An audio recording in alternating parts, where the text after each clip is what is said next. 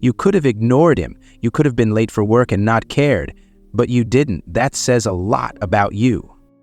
The sun had barely risen, casting long shadows over the cracked streets of Jamal's neighborhood. The muffled sound of his mother coughing in the next room served as his alarm clock, a stark reminder of the stakes he carried on his thin shoulders. At just 17, Jamal Wright had the weight of a man 3 times his age. He pulled on his faded work uniform, the fabric worn and frayed, but still presentable enough for the grocery store where he earned just enough to keep the lights on. Outside, his old 1998 Honda Civic groaned in protest as he turned the ignition. Jamal muttered a prayer under his breath, willing the engine to start. His family didn't have the money for repairs, much less a replacement. The car sputtered to life, and he let out a sigh of relief. Every mile it managed to carry him was a small victory in a life that rarely offered any. As he drove down the quiet road toward work, Jamal's thoughts swirled with worry. The overdue bills stacked on the kitchen counter flashed in his mind. His mother's frail frame hunched over her sewing machine for hours, despite the pain of her illness. He gripped the steering wheel tightly, determination and desperation battling for space in his chest. Then, out of nowhere, a glint of shattered glass caught his eye. Jamal instinctively slowed down. On the side of the road, a sleek black Mercedes lay half-ditched, its front crumpled against a guardrail. Smoke hissed from the hood, mingling with the acrid smell of burnt rubber. As Jamal pulled closer, he spotted a man slumped over the steering wheel, blood trickling down his forehead. Jamal's pulse quickened. He scanned the empty road. No other cars, no sirens, just him. "Yow!" Jamal yelled as he jumped out of his car and jogged toward the wreck. "Hey, you good?" The man stirred slightly, his eyes half open but unfocused. His tailored suit was rumpled, the crispness of wealth clashing with the disarray of the accident. He groaned, clutching his side. "Help, hospital," the man rasped, his voice weak but laced with urgency. Jamal hesitated. He had only 10 minutes to get to work. His boss, a bitter man who barely tolerated Jamal's existence, had made it clear. One more tardy and he was out. No job meant no rent, no food, no hope. But as he stared at the man, this stranger bleeding and broken, Jamal couldn't bring himself to walk away. "All right, man, hold up," Jamal said, forcing his voice to stay steady. He swung open the passenger door of his Civic and rushed to the Mercedes. The man was heavier than he looked, and Jamal grunted as he hoisted him out of the luxury car and toward his own. Blood smeared onto his uniform, but Jamal didn't stop. The man winced as Jamal eased him into the seat. "You're gonna be fine," Jamal muttered, more to himself than the stranger. He jumped into the driver's seat, gripping the wheel with trembling hands. Every second he sat here, his job slipped further out of reach. But this was bigger than a paycheck. He couldn't let someone die, not when he had the power to help. The Civic jolted forward, its ancient engine protesting under the added weight. "Stay awake, man," Jamal called over his shoulder. "What's your name?" The man groaned again, his head lolling. "Anthony Crawford." Jamal blinked. The Anthony Crawford. Everyone in the city knew his name. CEO, philanthropist, millionaire. What was someone like him doing on this side of town? Questions flooded Jamal's mind, but he shoved them aside. He had no time to play detective. The hospital came into view, its sterile white building standing in sharp contrast to the grime of the surrounding streets. Jamal pulled up to the emergency entrance, honking the horn furiously. Nurses and orderlies rushed out, pulling the man from Jamal's car onto a stretcher.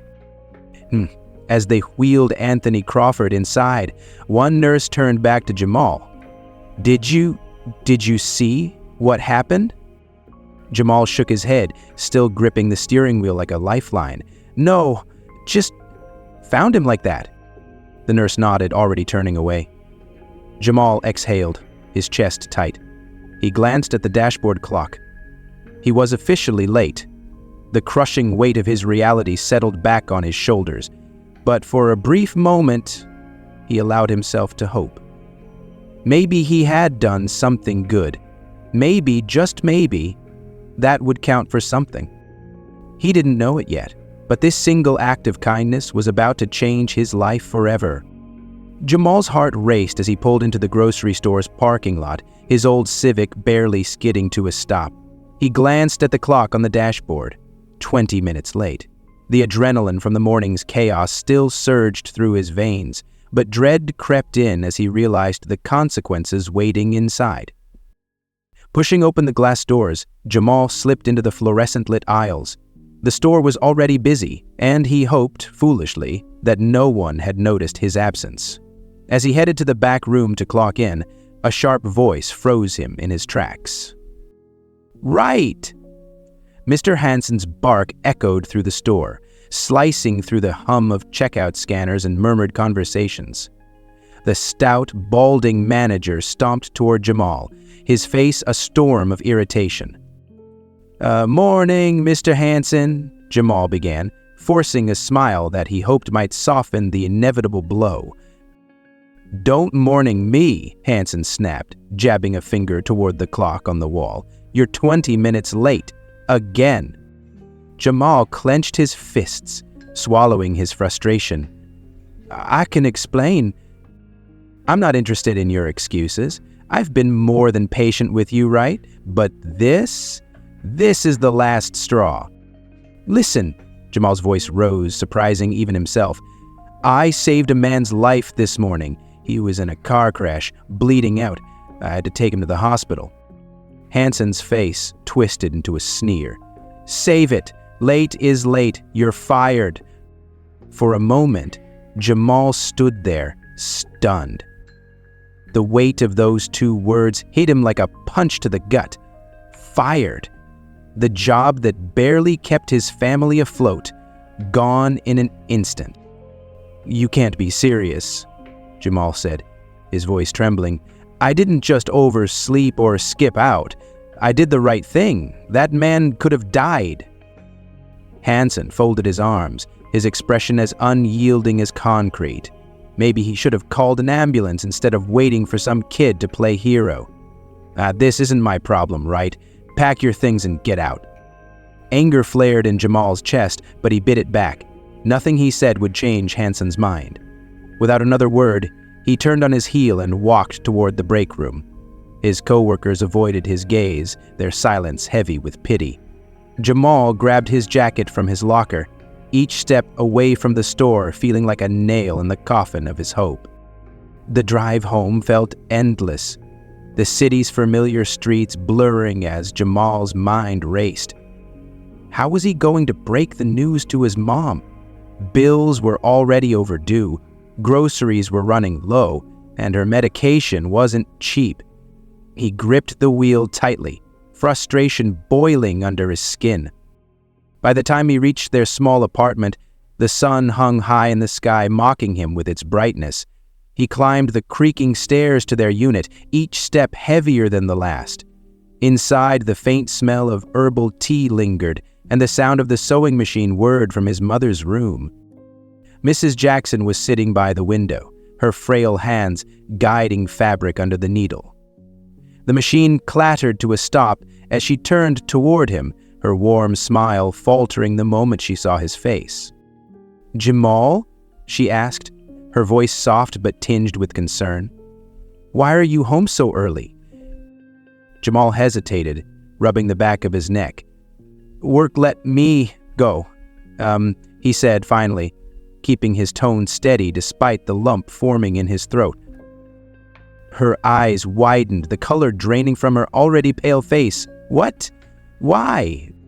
He sat down across from her, his shoulders slumped. "I was late, but Mom, I swear, it wasn't my fault. There was this guy, Anthony Crawford. He crashed his car, and no one else was there to help. I couldn't just leave him." I had to take him to the hospital." Her hands trembled as she reached for his. "Oh, baby, I'm so proud of you for helping him. But how are we going to manage now, without your job?" Jamal squeezed her hand gently, forcing a smile that didn't quite reach his eyes. "I'll figure something out, Mom. I promise. You don't have to worry about that." "Ah!" Tears welled in her eyes, but she nodded, trusting him like she always did. "I know you will, Jamal. You've always been so strong." He swallowed hard, guilt gnawing at him. Strong wasn't enough. His mother needed stability, security, things he wasn't sure he could provide anymore. But he couldn't let her see his doubt, not when she was counting on him. "I'll start looking for another job today," he said firmly, standing up. "Maybe something better, something that pays more." Mrs. Jackson managed a small smile, though the worry in her eyes remained. "You've always been my fighter." Don't forget to like, subscribe to the channel, and hit the notification bell so you don't miss any new information. Jamal nodded, his resolve hardening. He had to be, for her, for their future.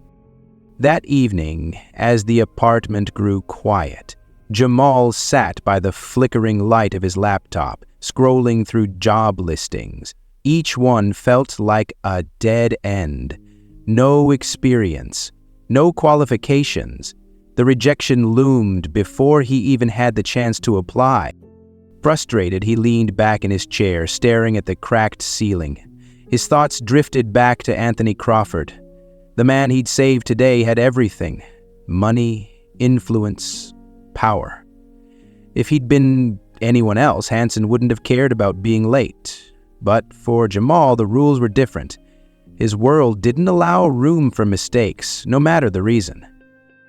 As he sat there, a thought struck him. And what if Crawford could help? The man owed him his life, didn't he? Maybe this wasn't just a dead end. Maybe it was an opportunity. Jamal's chest tightened. The idea of asking for help didn't sit well with him. He'd always prided himself on handling things alone. But as he glanced toward his mother's room, where she was quietly humming to herself despite the weight of their struggles, he realized this wasn't about pride. It was about survival. Tomorrow, he decided, tomorrow he would find a way to reach Anthony Crawford. If there was even a chance that man could open a door for him, Jamal had to take it. The quiet hum of monitors filled Anthony Crawford's hospital room as he stirred awake. Blinking against the sharp overhead light, he became aware of a throbbing pain in his side and the steady rhythm of his heartbeat displayed on a screen nearby. His wife, Evelyn, leaned over him, her face etched with relief and concern. "Oh, you're awake," she whispered, brushing a hand through his disheveled hair. "Thank God." Anthony's voice was hoarse. "What happened?" "You were in a car accident," Evelyn explained, her voice steady though her eyes betrayed her fear. "Someone brought you here, a young man. He saved your life." Anthony frowned, his memory hazy.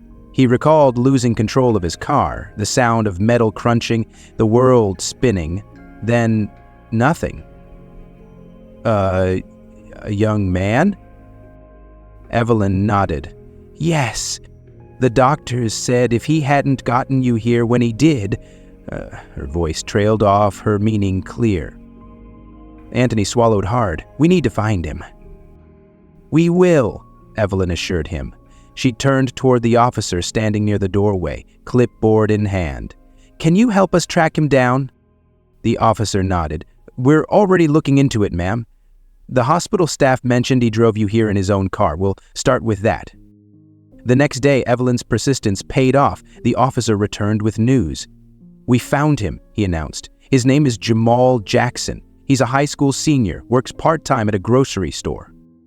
Evelyn frowned, sensing something unsaid. "And?" The officer hesitated. "He was fired yesterday. Apparently, he was late to work because he brought Mr. Crawford to the hospital. Evelyn's expression hardened, disbelief flashing across her face. He lost his job for helping Anthony? That's unacceptable. Anthony, now sitting upright in his hospital bed, leaned forward. What kind of world are we living in, where a young man does the right thing and gets punished for it? We need to go to him, Evelyn declared, her tone leaving no room for argument. He didn't just save your life. He put his own on the line to do it. Later that afternoon, a sleek black sedan pulled up outside a crumbling apartment building on the outskirts of the city. The car was flanked by 2 police cruisers, their flashing lights cutting through the gray afternoon gloom. Residents peeked out from behind curtains, whispering to one another about the spectacle. Inside the modest apartment, Jamal stood frozen in the doorway, staring at the well-dressed couple and the officers behind them. His mother sat on the couch, visibly startled, her frail hands clutching the armrest. Are you here?" Jamal asked, his voice wary, his gaze flickering between Anthony and Evelyn. Anthony stepped forward, his expression earnest. "You saved my life. We wanted to thank you in person." Jamal's brow furrowed and his defenses still up. "You brought the cops to thank me?" No, Evelyn interjected quickly, her voice gentle. They're just here for security. We're not here to cause you any trouble, Jamal." Slowly, Jamal stepped aside, allowing them to enter. The apartment was small and sparsely furnished, the walls yellowed with age, the air thick with the scent of herbal remedies and old fabric. Anthony and Evelyn took in their surroundings, their expressions softening as they realized the extent of the family's struggles. Mrs. Jackson, her voice weak but firm, addressed the visitors. "I don't know what my son did, but if it's trouble, I promise." "It's no trouble," Anthony interrupted, his tone gentle. "Your son is a hero." Mrs. Jackson blinked, her confusion evident. "Hero?" Anthony turned to Jamal, who stood stiffly near the wall, his arms crossed defensively. Your son pulled me from my car after the crash and drove me to the hospital. If it weren't for him, I wouldn't be standing here." Mrs. Jackson's eyes filled with tears as she looked at Jamal. "You didn't tell me that." Jamal shrugged, his voice quiet. "Didn't seem like a big deal." "It's a very big deal," Evelyn said, stepping closer. "You could have ignored him. You could have been late for work and not cared, but you didn't. That says a lot about you."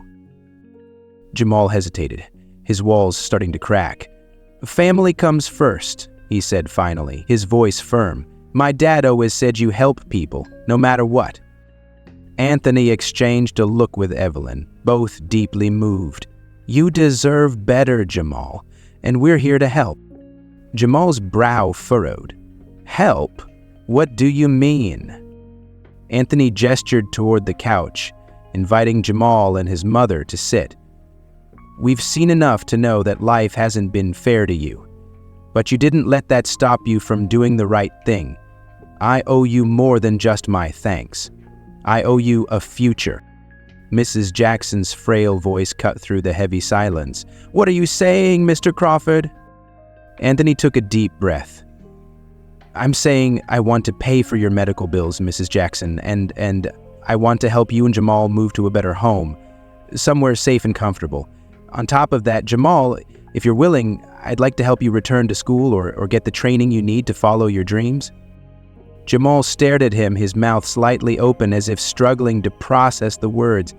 "You'd do that? For me? For us?" Anthony smiled. "I believe in paying kindness forward, and you've shown me that even when the world is tough, there are people like you who make it better." Tears welled up in Mrs. Jackson's eyes, her frail hands clutching her son's arm. "Jamal, do you hear this? This is the blessing we've been praying for." Jamal's throat tightened as emotion surged through him. He had spent so long fighting against the odds, so used to disappointment, that the idea of a lifeline felt almost foreign. He looked at Anthony, searching his face for any sign of insincerity, but all he saw was genuine gratitude. "I don't know what to say," Jamal said finally, his voice breaking. "Thank you doesn't feel like enough." Anthony leaned forward, his tone gentle but firm. "Then don't thank me. Use this chance. Build something incredible with it." For the first time in years, Jamal felt a glimmer of hope, a sense that maybe, just maybe, life didn't always have to be a losing battle. And as he sat there, surrounded by the people who believed in him, he realized he wasn't alone anymore. He had been seen, truly seen, and his life would never be the same. The day the Jackson family moved into their new home felt surreal. For years, their lives had been defined by struggle, leaky ceilings, drafty walls, and the constant pressure of making ends meet.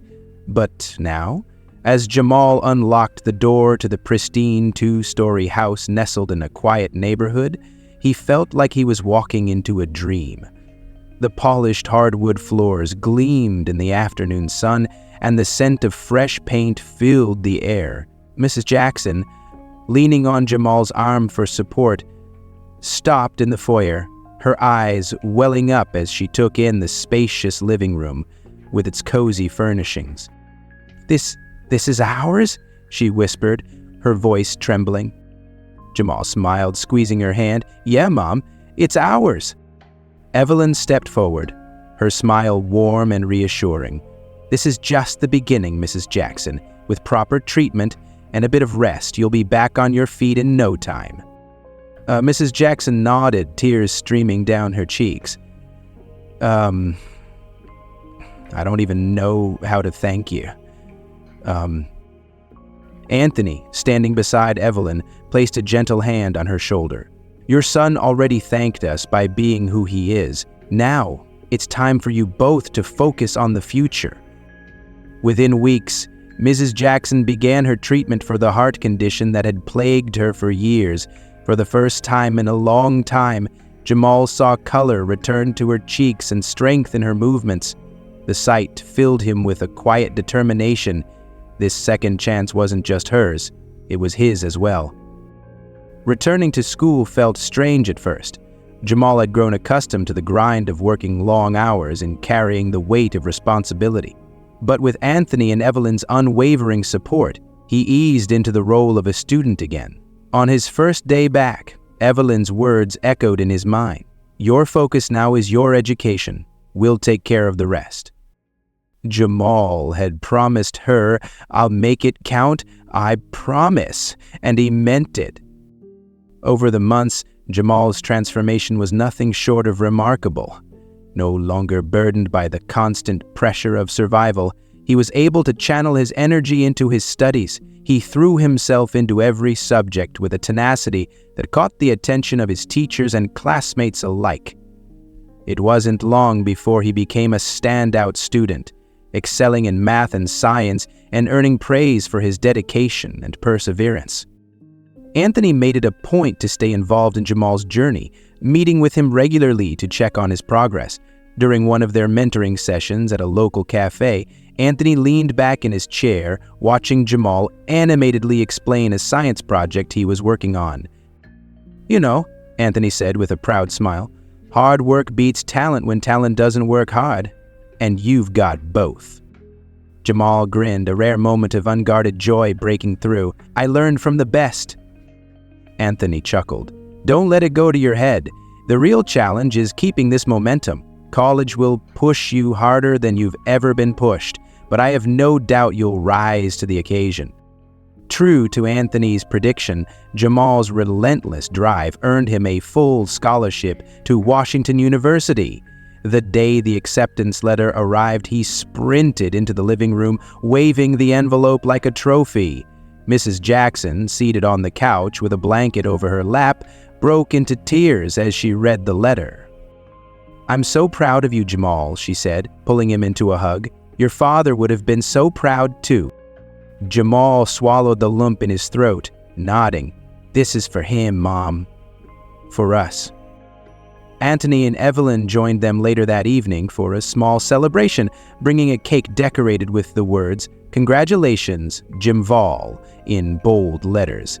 As they sat around the dining table, laughter and warmth filled the room. Evelyn raised her glass of sparkling cider.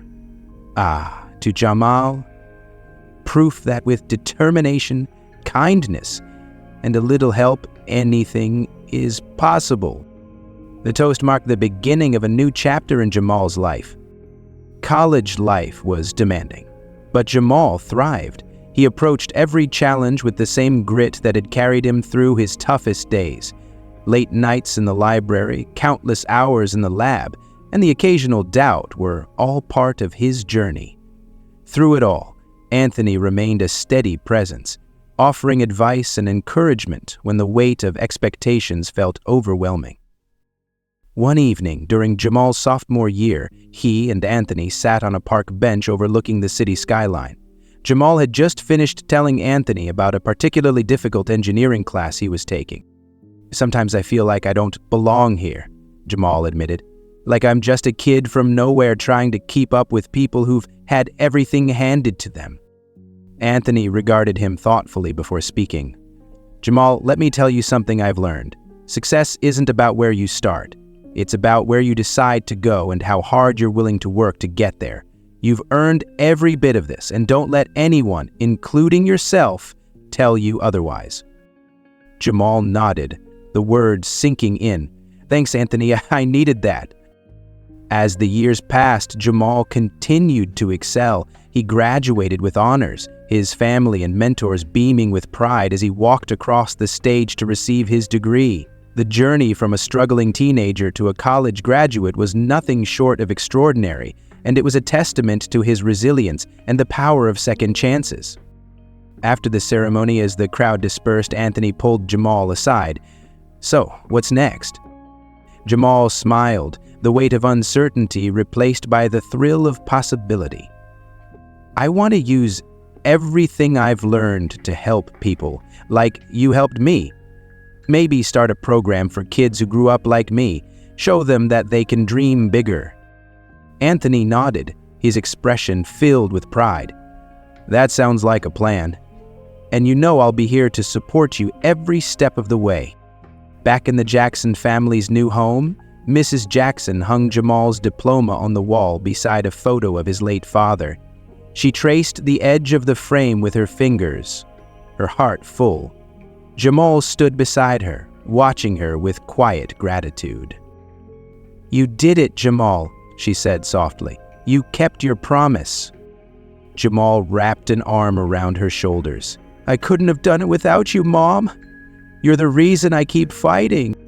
As the evening sunlight poured through the windows, casting a warm glow over the room, Jamal felt a sense of peace he hadn't known before. His journey was far from over, but for the first time, he felt ready for whatever came next. He wasn't just surviving anymore, he was thriving. And that, he realized, was the greatest victory of all. The Crawford Industries headquarters towered over the city skyline, its glass exterior glinting under the afternoon sun. Jamal sat in his corner office, a space that still felt surreal, even after months of working there. The polished desk, the framed degree on the wall, the steady hum of voices outside. It was a world away from where he'd started, yet every decision he made carried the weight of his journey. His phone buzzed, interrupting his thoughts. It was Anthony. Jamal smiled as he answered, leaning back in his chair. "Jamal," Anthony's warm voice came through. "I just got off the phone with the board. They're impressed with the numbers for the mentorship program. Looks like your idea is making waves already." "Thanks, Anthony," Jamal said, his tone steady but humble. "I couldn't have done it without your support."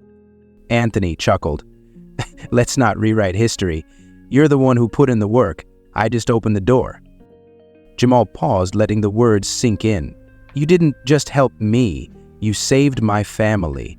That's something I'll never forget." There was a brief silence on the line before Anthony spoke again, his voice laced with pride. "Then make sure you don't forget to do the same for someone else." As the months turned into years, Jamal rose through the ranks at Crawford Industries, proving himself as a skilled and compassionate leader. He spearheaded programs aimed at uplifting underprivileged youth, providing scholarships, internships, and opportunities for those who reminded him of himself. His work extended beyond the corporate world. He regularly volunteered in his old neighborhood, speaking at schools and community centers about perseverance and the importance of seizing opportunities. At home, the Jackson family was thriving. Mrs. Jackson had fully recovered, her health restored thanks to consistent medical care. She spent her days tending to a small garden behind their home, a peaceful pastime that brought her joy. Jamal's younger siblings, inspired by his journey, excelled in their own academic pursuits. His sister planned to study medicine, and his brother dreamed of becoming an engineer. One evening, as the family gathered around the dinner table, laughter and warmth filled the room. Mrs. Jackson watched her children with a serene smile, her heart swelling with pride. "Your father would be so proud," she said softly, looking at Jamal. Jamal reached across the table to squeeze her hand. "Everything I've done is because of the lessons you and Dad taught me." Her eyes glistened with tears, but they were the happy kind. "You've given this family more than we could have ever dreamed." Months later, Jamal found himself sitting across from Anthony at the same cafe where they'd shared so many conversations. The years had added a few more gray hairs to Anthony's head, but his energy remained as vibrant as ever. "I hear you've been mentoring one of the interns," Anthony said, his eyes twinkling. "Word is he's got your work ethic."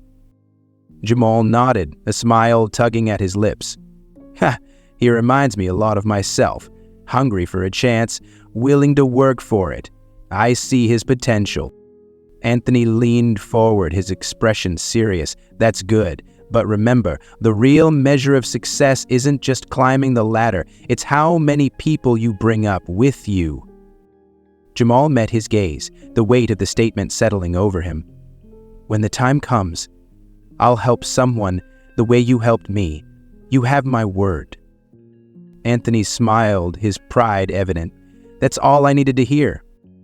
Years later, standing in front of a crowd of students at a scholarship ceremony, Jamal recounted his story, the struggles, the sacrifices, and the moments that shaped him. The room was silent, every eye fixed on him as he spoke with passion and vulnerability. "I'm not here because I was lucky," he said, his voice strong. "I'm here because someone saw potential in me and gave me a chance. But more importantly, I'm here because I chose to work hard, to rise above my circumstances, and to never give up." As he looked at the faces of the young men and women in the audience, he felt a deep sense of fulfillment. You have that same potential. The path might not be easy, but I promise you, it's worth it. The applause that followed was thunderous, but Jamal didn't bask in it. Instead, he thought of Anthony's words, the ones that had guided him for so long. The real measure of success is how many people you bring up with you. Later that evening, Jamal stood on the balcony of his home, watching the city lights twinkle in the distance. He thought of his father, of the sacrifices his mother had made, and of the day he'd chosen to help a stranger on the side of the road. It all felt connected, like threads in a tapestry he was still weaving. As the cool night air wrapped around him, he whispered, almost to himself, "I won't waste it." And deep down, he knew that his promise to his family, to Anthony, and to himself would shape the legacy he was building. Jamal's story delivers a profound message about compassion, perseverance, and the power of doing the right thing, even in the face of adversity. It emphasizes that acts of kindness can lead to significant changes, not just for ourselves, but also for those around us. Jamal teaches us that in the darkest moments, kindness and determination are the guiding lights that help us overcome challenges. Thank you for taking the time to listen to this inspiring story. I hope it not only gave you a moment to reflect, but also encouraged you to spread compassion and believe in the strength of resilience. Remember, every good deed, no matter how small, can make a big difference. Please continue to follow, like, and share these stories so we can build a better world together. Thank you, and see you in the next story.